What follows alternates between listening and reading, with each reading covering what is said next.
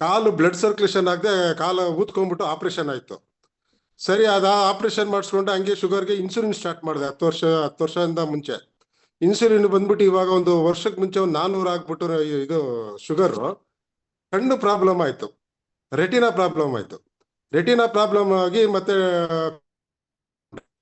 ಆ ಟೈಮಲ್ಲಿ ಕಣ್ಣು ಫುಲ್ ರೆಡ್ ಆಗಿತ್ತು. ನನಗೆ ರಾಮನಗರದಿಂದ ರಮೇಶ್ ಅಂತ ನಮ್ಮ ಫ್ರೆಂಡು ನನಗೆ ಕಣ್ಣು ನೋಡ್ಬಿಟ್ಟು, ಇದು ತಗೊಳ್ಳಿ ಸರ್, ಇದು ಕ್ಯೂರ್ಸಲ್ ಅಂತ ಒಂದು ಪ್ರಾಡಕ್ಟ್ ಇದೆ, ನಿಮ್ಗೆ ಕಣ್ಣು ಸರೋಗುತ್ತೆ ಅಂತ ಅಂದ್ರೆ, ನಾನು ಒಂದು ವಾರ ಫಸ್ಟ್ ಏನೇ ಡೌಟ್ ಇತ್ತು ನನಗೆ.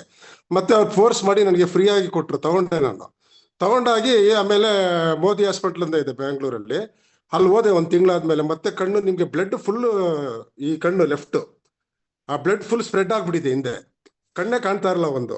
ಇದು ತಗೊಂಡಾದ್ಮೇಲೆ ಡಾಕ್ಟರ್ ಹೇಳಿದ್ರು 1 ತಿಂಗಳು ಬಿಟ್ಕೊ ಬನ್ನಿ ಅಂತ ಹೇಳಿದ್ರು ಸರ್.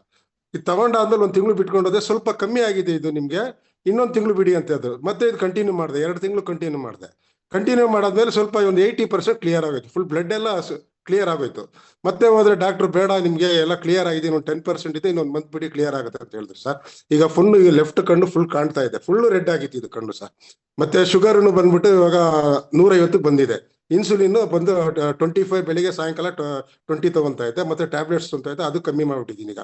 10 ಡಾಕ್ಟರ್ ಹತ್ರನೇ ಹೋಗಿ ಬೆಳಿಗ್ಗೆ 10, ಸಾಯಂಕಾಲ 10 ತಗೊಂತಾ ಇದ್ದೀನಿ. ಇನ್ಸುಲಿನ್ ಕಮ್ಮಿ ಆಗಿದೆ ಸರ್ ಈಗ.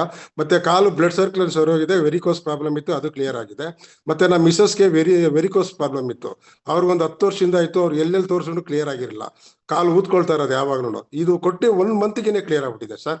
ನನಗೆ ಇಂಟ್ರೊಡ್ಯೂಸ್ ಮಾಡಿದ ಇದು ರಾಮನಗರ್ ರಮೇಶ್ ಅಂತ ಸರ್.